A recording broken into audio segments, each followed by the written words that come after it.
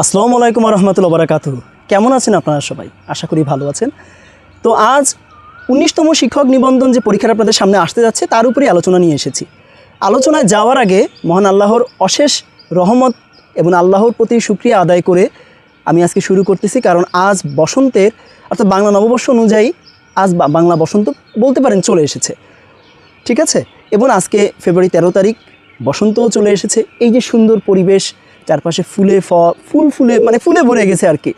এবং এই যে আমি গন্ধটা অর্থাৎ আমার নাকে যে নিঃশ্বাসটা আমি নিচ্ছি বা শ্বাস প্রশ্বাস আমি যে নিচ্ছি, আদান প্রদান করতেছি, এখানে আলাদা একটা সুমিষ্ট একটা বিষয় আছে।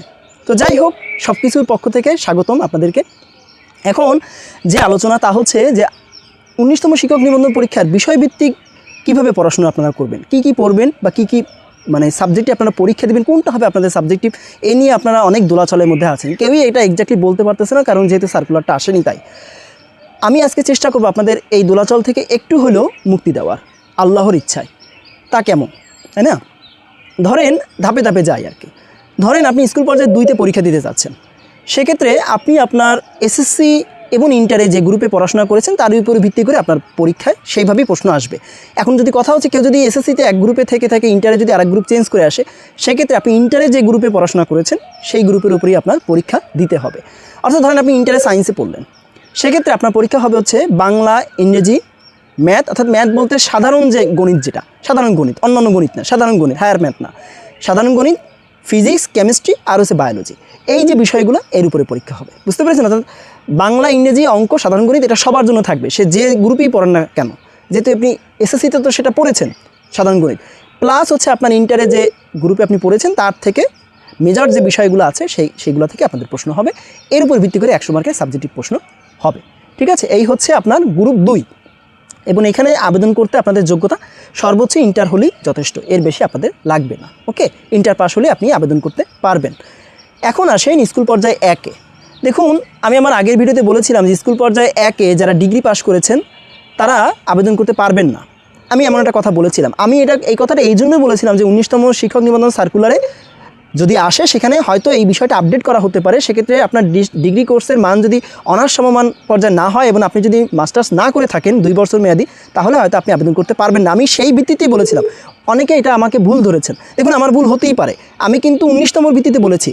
এ পর্যন্ত যা হয়েছে 18 পর্যন্ত তাতে করা যেত আবেদন। এখন 19তমতে বলা হয়েছিল যে এই ধরনের একটা আপডেট বিষয় করা হতে পারে, অর্থাৎ যোগ্যতার মান বাড়ানো হতে পারে। তাই কিন্তু আমি বলেছি। আমি কিন্তু আমাকে ভুল বুঝলে আপনাদের আসলে জানি না আপনারা কেন আমাকে ভুল বুঝেছেন। আপনারা হয়তো আমার পুরো ভিডিওটা দেখেন না, মাঝামাঝি দেখে কাটাকাটি দেখে এইভাবে ভাবেন বলে এইভাবে আপনাদের ধারণা হয়। আমার কথাটা মনে হয় এখন আপনারা বুঝতে পেরেছেন। তো ধরেন আপনাদের যোগ্যতা আগের মতনই রাখা হলো, সেক্ষেত্রে কিন্তু ওই ডিগ্রি পাস করলে আপনি স্কুল পর্যায়ে 1-এ আবেদন করতে পারতেছেন। অনার্স করলে তো সবই পারবেন, মাস্টার্স করলে তো আলাদা কথা। আর কেউ যদি ডিগ্রি এবং মাস্টার্স 2 বছরই মেয়াদি করে থাকেন তো আপনি এমনিই পারবেন আবেদন করতে। ধরুন আপনি ডিগ্রি পর্যায়ে যদি আপনি স্কুল পর্যায়ে 1-এ আবেদন করেন এবং যদি 19তমতে সে আগের মতনই আপনার যে যোগ্যতা সেটা রাখা হয়, তাহলে কি হবে আপনার সাবজেক্ট? সেক্ষেত্রে দেখেন আপনি সায়েন্স ব্যাকগ্রাউন্ড থেকে আপনি ডিগ্রি করলেন বা আপনি কমার্স বা ধরেন আপনি আর্টসে যে ব্যাকগ্রাউন্ড নিয়েই আপনি ডিগ্রি করেন আর কি, সেক্ষেত্রে ওই ডিগ্রিতে আপনি আপনার যে সাবজেক্টগুলো ছিল, অনেকগুলো সাবজেক্টে ডিগ্রি করতে হয়, সেক্ষেত্রে ওই সাবজেক্টগুলোর ভিতরে যে সাবজেক্টটা 300 মার্ক অন্তত আছে, অর্থাৎ আপনি যখন ডিগ্রি পড়েছেন সেক্ষেত্রে 300 মার্ক অন্তত ছিল যে সাবজেক্টের উপরে, ওই সাবজেক্টটাই তখন হবে আপনার মেজর সাবজেক্ট। এবং আপনি কিন্তু চয়েস হিসেবে ওই সাবজেক্টটাকেই দিবেন, বুঝতে পেরেছেন? এবং ওইটার উপর আপনাকে পরীক্ষা দিতে হবে যখন আপনি 100 মার্কের এই যে বিষয়ভিত্তিক দিবেন সেটা। সেক্ষেত্রে আপনি যে কোনো একটাকে চয়েস দিতে পারেন। সাধারণত 300 মার্কের উপরে আপনি তো বুঝতে পেরেছেন যে এই 3 বছরে আপনি 300 মার্কের কোন বিষয়ে পরীক্ষা দিয়েছেন, সেগুলো যদি 2-3টা থেকে থাকে আপনি যে কোনো একটা চয়েস করে দিলেন, ওইটাই আপনার মেজর, বুঝতে পেরেছেন? তখন ওইভাবে আপনার পরীক্ষাটা আসবে। যেহেতু আপনি সিলেক্ট করে দিয়েছেন আবেদনের সময়, ওইটাই তারা আপনাকে প্রশ্ন ওইটাই দেওয়া হবে। এই গেল হচ্ছে যারা ডিগ্রি করেছেন।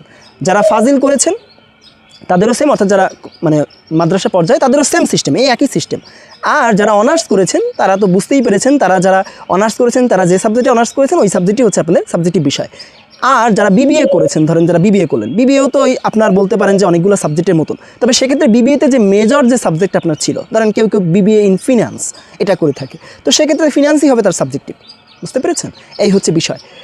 আরও কিছু বিষয় আসবো, আমি একটু পরে আসতেছি। কলেজ পর্যায়েও এই যেভাবে বললাম আর কি, এটা হচ্ছে সেম। তবে কলেজ পর্যায়ে যখন আপনি আবেদন করতে যাবেন, যারা অনার্স করেছেন তারা তো অনার্স যারা করেছেন তাদের, আর কলেজ পর্যায়ের জন্য মাস্টার্স ডিগ্রি না হলেও চলবে, ওই অনার্সের যে সাবজেক্টে পড়েছেন ওইটাই সেম সাবজেক্ট, ওইটাই বিষয়ভিত্তিক। তবে যারা ডিগ্রি করেছেন এবং যারা কলেজ পর্যায়ে পরীক্ষা দিতে চান মানে নিবন্ধনে 19তমতে, তাদের তো অবশ্যই 2 বছরের মাস্টার্স ডিগ্রি কমপ্লিট করতেই হবে, এটা আপনারা নিশ্চয়ই বুঝে গেছেন। কলেজ পর্যায়ে না হলে আপনারা আবেদন করতে পারবেন না। সেক্ষেত্রে আপনি মাস্টার্সে যে সাবজেক্টে পড়েছেন না, ওইটাই হচ্ছে আপনার সাবজেক্টিভ, বুঝতে পেরেছেন? সেক্ষেত্রে আর ডিগ্রিতে কী পড়েছেন, 300 মার্কের কোথায় কি, এগুলো আর দেখতে আসবে না। ওই মাস্টার্সে যে বিষয়ে আপনি মাস্টার্স করছেন ওইটাই হবে আপনার সাবজেক্টিভ বিষয়। ওকে, 2 বছর মাস্টার্স যেটাই করেছেন আর কি, এই গেল। আর যারা কামিল করেছেন তাদের বিষয় সেম।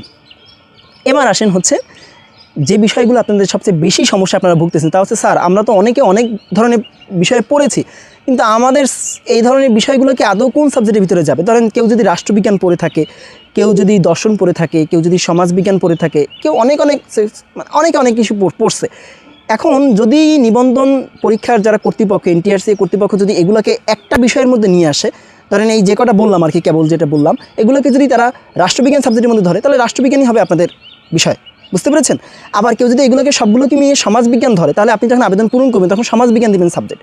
যদি আপনার সাবজেক্ট, আপনি যে সাবজেক্টে অনার্স মাস্টার্স করেছেন বা ডিগ্রি করেছেন সেগুলো, বা যেটা চয়েস দিতে চান সেটা যদি সরাসরি উল্লেখ না থাকে, তাহলে এই যেগুলো বললাম এই সিস্টেমে এর ভিতরে আপনার সাবজেক্ট যেটাতে যায় সেটা আপনি দিবেন আপনার আবেদনে। নাহলে কিন্তু আপনি বিষয়ভিত্তিক পরীক্ষা ঠিকভাবে দিতে পারবেন না। পড়ে গেছেন একটা, আসবে আর একটা, বুঝতে পেরেছেন? আমার মনে হয় আপনারা ধরতে পেরেছেন। এখন এই বিষয়গুলো কোনগুলা দেখুন, 49 BCS যে পরীক্ষাটা হয়েছিল সেইখানে 36টা বিষয়ে তুলে ধরা হয়েছিল। এই যে 36টা বিষয় তুলে ধরা হয়েছে, ধরেই নেন এই 36টা বিষয় হুবহুই আপনাদের এই শিক্ষক নিবন্ধন 19তম শিক্ষক নিবন্ধন পরীক্ষার বিষয়ভিত্তিক বিষয় হিসেবে আসবে। তার ভিতরে যদি আপনার কোনো বিষয়ে সরাসরি থেকে থাকে তো সরাসরি সেটা, যদি না থেকে থাকে তাহলে ধরেন আপনি ফার্মাসিতে পড়েছেন, এখন ফার্মাসি বিষয়টা সেই 36টা বিষয়ের মধ্যে নাই। এখন ফার্মাসি কিন্তু কেমিস্ট্রির মধ্যেও পড়ে, বায়োলজির মধ্যেও পড়ে। সেক্ষেত্রে যদি ভুল না বলি, সেক্ষেত্রে সেটা কেমিস্ট্রি সাবজেক্টের মধ্যে যাবে। এখন যদি এটাকে বায়োলজির মধ্যে নেওয়া হয়, মানে এটা যদি সিলেবাস অর্থাৎ ওই যে সার্কুলার আসবে 19তমতে সার্কুলার যদি উল্লেখ করা থাকে তো সেটা তাহলে বায়োলজির মধ্যে যাবে। যদি সেটাকে কেমিস্ট্রি উল্লেখ করা থাকে কেমিস্ট্রির মধ্যে যাবে। যদি সেটাকে কোনো কিছু উল্লেখ করা না থাকে, তাহলে আমার বিশ্বাস এই সাবজেক্টটা আসলে বেসিক্যালি কোন কোর্সের সাথে রিলেটেড, পার্সেন্টেজ যেদিকে বেশি আপনারা সেটাতেই পরীক্ষা দিবেন, আশা করি উল্লেখ করা থাকবে। এখন এই 36টা বিষয় কী কী, এটা আপনাদের একটু জানা দরকার। তা নাহলে কিন্তু আপনারা এই বিষয়ভিত্তিক যখন আবেদন করবেন পড়তেও পারবেন না, আবেদনও করতে পারতেছেন না, বুঝতে পেরেছেন? একটু জানেন, একটু দেখেন, আমি একটু বলি আপনাদের, খুব দ্রুতই বলে যাচ্ছি।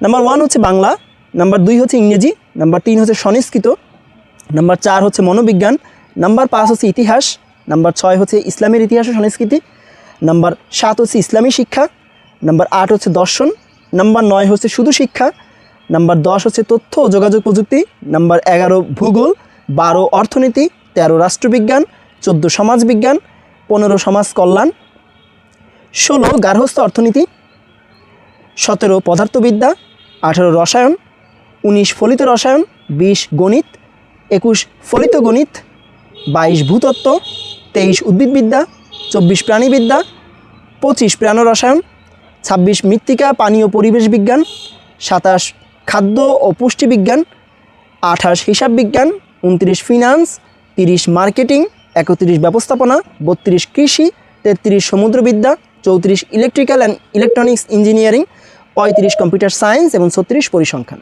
দেখুন আমি 36টা সাবজেক্টের বিষয় বলেছি, এগুলো ছিল 49 BCS এর সাবজেক্ট, অর্থাৎ এগুলোই ছিল বিষয়ভিত্তিক যে 100 মার্কের পরীক্ষা 49 হয়েছে সেগুলোর বিষয়। কারো বিষয় যদি এর ভিতরে এইভাবে সরাসরি থেকে থাকে, আপনি অর্থাৎ যেগুলোতে অনার্স মাস্টার্স করেছেন বা ডিগ্রি দিয়েছেন বা যেটাতে আপনি পরীক্ষা দিতে যাচ্ছেন ডিগ্রি দিয়ে, তাহলে আর কোনো কথাই নাই।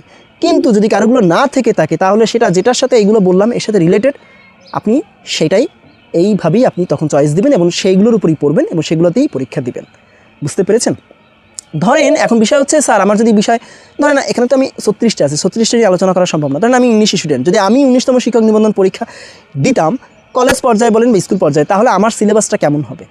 আপনি এই 49 BCS যে 36টা বিষয়ের উপরে যে বিষয়ভিত্তিক সিলেবাসটা আছে না, এইগুলো দেখবেন, এটা আমি আমার পিন কমেন্টে দিয়ে দিব, ওইখান থেকে ওই সিলেবাসটা ভালো করে দেখবেন, দেখে ওইগুলোই পড়াশোনা শুরু করেন, কারণ ওইগুলো থাকবে, মাস্ট থাকবে। এর সাথে যদি কিছু আকপিস হয় সেটা 19তম নিবন্ধন সার্কুলারে দিয়ে দিবে, তবে এইগুলোই থাকবে। যেহেতু আমি প্রথম ভিডিওতে বলেছিলাম যে এটা হচ্ছে দ্বিতীয় BCS, সে এইভাবেই হবে, বুঝতে পেরেছেন? তো এখন ধরেন আপনি ইংলিশে আপনি পরীক্ষা দিতে যাচ্ছেন বিষয়ভিত্তিক, এখন আপনি কী পড়বেন? আপনি একটু এই 49 BCS এর ইংলিশ সিলেবাসটার দিকে একটু তাকান, একটু দেখেন আমাকে একটু সময় দেন, আমি বের করে আপনাদেরকে জানাচ্ছি। তাহলে আপনি বুঝতে পারবেন যে আপনাকে বিষয়ভিত্তিক ইংলিশে কী কী পড়তে হবে। যেমন ধরেন এই যে ইংলিশে বিষয়ভিত্তিকের জন্য 49 বিসিএসে বলা হয়েছিল যে প্রথম যে 50 মার্ক তার মধ্যে ছিল হচ্ছে শেক্সপিয়ার টু রোমান্টিক পিরিয়ড, এর ভিতরে 50 মার্ক ছিল। প্রথম যে ভাগটা অর্থাৎ 25 মার্কে তা ছিল হচ্ছে শেক্সপিয়ার, শুধু শেক্সপিয়ারের উপরে ছিল 25 মার্ক। তার যে বিষয়গুলো এগুলো আপনার সিলেবাস দেখলে বুঝতে পারবেন। বাকি যে 25 মার্ক ছিল তা হচ্ছে ওই যে রোমান্টিক পিরিয়ড ছিল না, ওই রোমান্টিক পিরিয়ডের উপরে 25 মার্ক। সবই কিন্তু এমসিকিউ, সেখানে পোয়েট্রি ছিল, বেসিক্যালি সবই পোয়েট্রি ছিল। এবং এর পাশাপাশি যে বাকি যে সাহিত্য অর্থাৎ উপন্যাস বলেন বা অন্য যে বিষয়গুলো আছে এগুলোও ছিল। এর পাশাপাশি যে ইংলিশ পার্ট 2 যেটা, সেখানে ছিল হচ্ছে 50 মার্ক। তাতে ছিল হচ্ছে ভিক্টোরিয়ান পিরিয়ড আর রোমান্টিক পিরিয়ডের যে পরের অংশ, ভিক্টোরিয়ান পিরিয়ড থেকে মডার্ন পিরিয়ড, পোস্ট মডার্ন না কিন্তু মডার্ন পিরিয়ড। সেক্ষেত্রে এখানে ওরা 25 মার্ক ভাগ করেছে বিভিন্ন লেখকের মাধ্যমে ভিক্টোরিয়ানের, আর 25 মার্ক ভাগ করেছে হচ্ছে আপনার মডার্ন পিরিয়ডের বিভিন্ন লেখকের লেখনির মাধ্যমে। যে লেখনীগুলো দেওয়া হয়েছে, উল্লেখ করা হয়েছে ওই সিলেবাসে 49-এর, সেইগুলো থেকেই শুধুমাত্র পরীক্ষা আসছে, এর বাইরে থেকে কোনো কিছু আসেনি। এবং আপনারা এভাবেই আপনাদের প্রত্যেকটা বিষয় ভিত্তিক আপনাদের পড়তে হবে। আপনারা এই সিলেবাসটা ভালো করে দেখবেন, এইটাই হচ্ছে বেসিক সিলেবাস। এটা থেকেই হুবহু কপিও করতে পারে অথবা কিছু আকপিস করে আপনাদেরকে সিলেবাস দেওয়া হবে। এখন বিষয় হচ্ছে কিভাবে পড়বেন বা কোথা থেকে পড়বেন। দেখুন আপনারা, আমি সরাসরি একটা জিনিস বলে দিচ্ছি, এটা একটু মাথায় রাখবেন। আমি সরাসরি কোনো বইতে যাচ্ছি না, জাস্ট ধারণা দিচ্ছি। মনে রাখবেন যদি আপনি সায়েন্স ব্যাকগ্রাউন্ড থেকে আসেন তাহলে আপনি চেষ্টা করবেন বিষয়ভিত্তিক বইটা, ওরাকলের বইগুলো পড়তে। বুঝতে পেরেছেন? সায়েন্স ব্যাকগ্রাউন্ড থেকে যদি আপনার বিষয়ভিত্তিক হয় তাহলে আপনি ওরাকল পড়েন। যদি আপনি আর্টস এবং কমার্স ব্যাকগ্রাউন্ডের হন তাহলে প্রফেসরসটা পড়েন বিষয়ভিত্তিক বইয়ের জন্য, ভালো হবে। তাহলে আপনাদের জন্য ধরতে সুবিধা হবে। আমি দেখেছি বইগুলা, মানে আগে পিছিয়ে যে 49 বিসিএসে যে বইগুলো আর কি, সেগুলোতে দেখলাম তাতে ওরাকল সায়েন্সের জন্য খুব বেশ ভালো এবং প্রফেসরস হচ্ছে আর্টস এবং কমার্সের জন্য বিষয়ভিত্তিক হিসেবে খুব ভালো। আমার ধারণা থেকে আমি বললাম, আমার মনে হয় আপনারা এভাবে পড়লে ভালো হবে। এই হচ্ছে আপনাদের বিষয়ভিত্তিক বই। বিষয়ভিত্তিক বইগুলো হয়তো এখনও বের হয়নি, সামনেই বেরিয়ে যাবে, সার্কুলার আসলেই বেরিয়ে যাবে। আমার মনে হয় আপনারা তার জন্য ওয়েট না করে আপনাদের যে অনার্সের যে বিষয়গুলো আছে এই সিলেবাস অনুসারে দেখে দেখে আপনাদের প্রত্যেকটা বিষয়ভিত্তিকের বা এই অনার্স হোক বা যেটাই হোক এই সিলেবাসে যা যা আছে এগুলো ধরে ধরে পড়া শুরু করেন। এইগুলো থেকে এমসিকিউ আকারে পড়া শুরু করেন বা আপনি লিখিত আকারে পড়েন, পরে বিষয়ভিত্তিক বই বের হলে সেখান থেকে এমসিকিউ দেখে নিন, তাহলে আপনাদের হয়ে যাবে। তো এই ছিল আলোচনা। আমার জায়গা থেকে আমি বোঝানোর চেষ্টা করেছি, কতটুকু আমি বোঝাতে পেরেছি আমি জানি না, তবে অ্যাটলিস্ট আপনাদের ধারণাটা ক্লিয়ার হয়েছে যে আসলে বিষয়ভিত্তিক পরীক্ষাটা কেমন হতে পারে। দেখুন এতগুলো বিষয়, এগুলো তার প্রত্যেকটা ধরে ধরে বোঝানো সম্ভব না। আমার ইংলিশের স্টুডেন্ট, আমি আমার জায়গা থেকে বলেছি ইংলিশের বিষয়টা, এই আর কি। তো ভালো থাকবেন। আর যদি কোনো প্রশ্ন থেকে থাকে আপনারা আমাকে জানাবেন, আমি তার উত্তর যদি আমি জেনে থাকি আমি দেওয়ার চেষ্টা করব। বসন্তের এই গোধূলি লগ্ন থেকে আপনাদেরকে বিদায় জানাচ্ছি। সূর্য প্রায় ডুবতেছে, তো দিনটা তো চলে গেল। এভাবেই দিনগুলো চলে যায় আমাদের, যারা আমরা বেকার, আমাদের জীবনে বসন্ত নাই বললেই চলে। তো এইভাবেই চলতেছে। নতুন একটা সরকার আসতে যাচ্ছে, গতকালকে নির্বাচন গেল, এই যে দেখছেন, আমি গতকাল ভিডিওতে দেখিয়েছিলাম। তো নতুন আশা নিয়ে, নতুন আকাঙ্ক্ষা নিয়ে নতুন কিছু হবে, তার উপর ভিত্তি করে নতুন করে দুর্নীতিও হবে, নতুন করে দুর্নীতি মুক্তও হবে। এরকম যে জব সেক্টরটা এভাবেই চলতেছে। তো এই আশা নিয়ে, এই নিরাশা নিয়ে, সব কিছু নিয়েই মূলত আমি এখান থেকে বিদায় নিচ্ছি। ভালো থাকবেন সবাই। আজকের মতো বিদায়। আল্লাহ হাফেজ। আসসালামু আলাইকুম ওয়া রাহমাতুল্লাহি ওয়া বারাকাতুহু।